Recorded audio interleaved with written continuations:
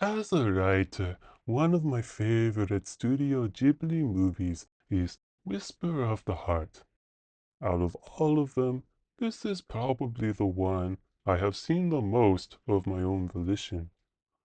So I was interested when I heard there was a live-action adaptation.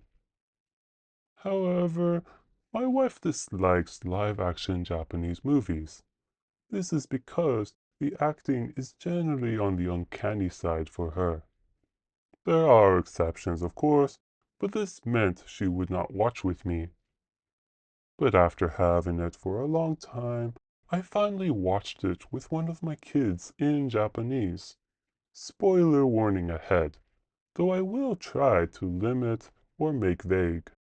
The first thing to note is this is an adaptation of the same work, not of the Ghibli movie.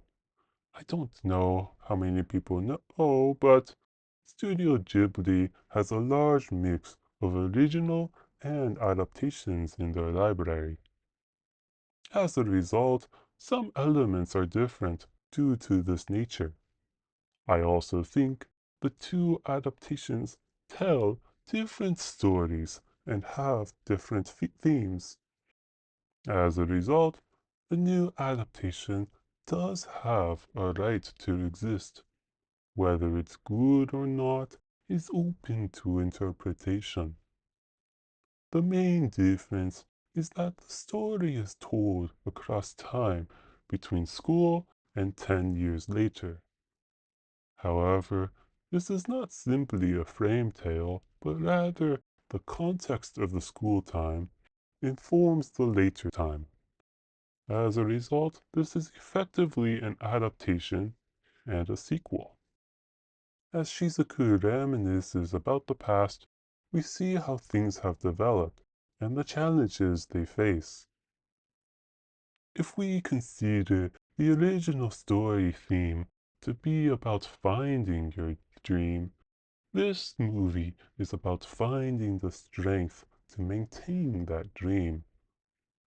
I like this exploration as it's 10 years later and both Shizuku and Seiji are struggling, especially Shizuku. Seiji is still in Italy and is frustrated that others are not taking music seriously. Shizuku's books keep getting rejected and she is struggling at her job. They have maintained their long-distance relationship so far, but as Shizuku's best friend and roommate is getting married, people ask about her relationship. At the same time, work is not going so well as she offends one of her clients who decides to switch to a different manager. After all of these incidents, and reflecting on the past, in a cute scene, Shizuku decides to visit Seiji in Italy in an attempt to rediscover herself. Seiji, for his part, obviously values Shizuku and does nothing wrong, but drama must occur. Things do work out in the end, as does a good number of Shizuku's issues. Arguably, the ending here works better than in the Ghibli version, in my opinion. In general, I think relationships are better in this live-action version. Seiji being the one to push Shizuku to write and to be the first leader, as well as additional scenes, make their relationship more believable. Yuko and her fiancé get more scenes showing their support to Shizuku rather than disappearing like in the animated version. The grandfather still has a strong relationship with Shizuku, despite no longer being the first reader and the one to push her. The client had me worried at first, but the explanation at the end changes that perception and again helps Shizuku. Arguably, the weakest relationships are Shizuku's family and the Italian group, but their short appearance emphasizes the lack of importance in this version. These weak relationships highlight the weakest part of the movie, and that is the acting. The scenes where relationships are strong is when the acting is generally at its best. It's not always perfect, but the beginning of the movie had me seeing what my wife dislikes about live-action Japanese films. The scene of Shizuku with her family just felt unnatural even to me. It was played for exposition, and that can be fine, but I cannot pin it. The interactions just felt off. As most of the movie is spent on Shizuku, both actresses' performances are important. There are scenes where they are good, even one where you might think the girl goes overboard. Is actually how a kid would act, as I have seen from my own kids. The phone call scene is very cute, and I think that was good. However, there are times where it looks like the direction was bad, and so the performance is odd. I think the actresses can act, so I blame more the direction for the weird scenes. Both Seijis, I think, do a good job as well. Student Seiji especially, I think, is well done. He carries that attitude you expect, but also has that affection he is trying to hide.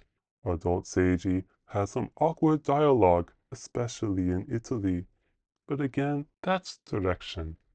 The character is shown to be a good guy who never strays from his love for Shizuku.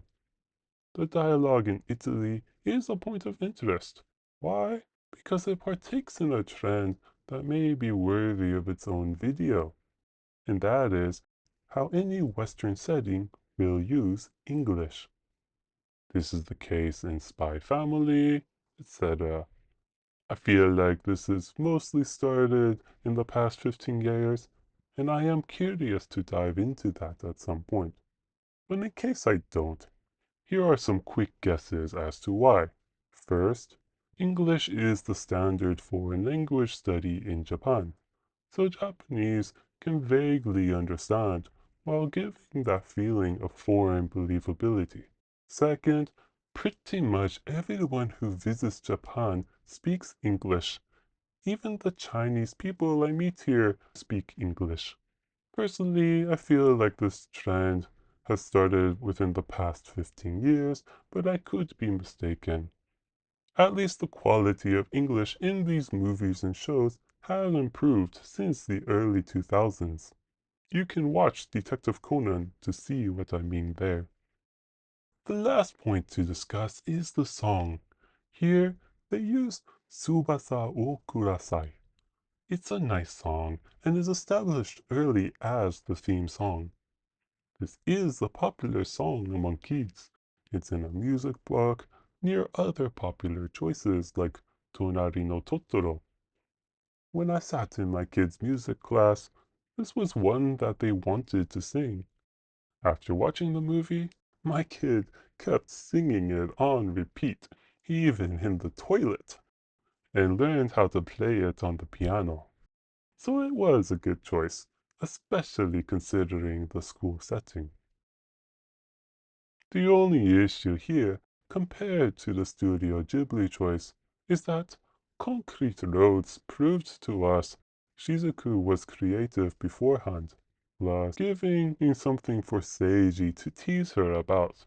In this movie, we only see that she's a struggling writer, with nothing to prove her talent. We don't see her writing process or imagination like in the animated film. The closest scene we get of that is perhaps the weakest scene of the whole film. This feels like it relies on knowledge of the Studio Ghibli version for us to believe it. But when you consider the movie's theme and Shizuku's demotivation, the different focus actually fits and is probably the right choice. So if we look at this movie objectively, there are things it does well and justifies its existence. If we are to detract from it, it would be for inconsistent quality and slight dependence on the animated movie. At its heights, it elevates the stories, while its lows remind you of a more consistent animated version. It's an okay movie, if you can look past those things. I think when I first finished, I was more indifferent, but reflecting upon it has helped me better appreciate the movie. And perhaps this movie is just as important to me. As a struggling author, after putting so much effort into my books, only to not be able to get enough reviews to push Amazon's algorithm to promote them, it's very demoralizing. Like Shizuku, sometimes I can feel like giving up the dream. So how do you recover from your passion in situations like this?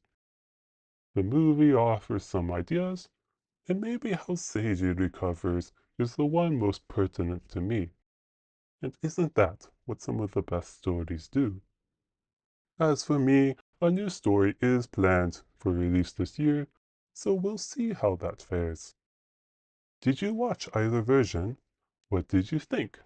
Share your thoughts in the comments below. Thank you, and I hope to see you next time.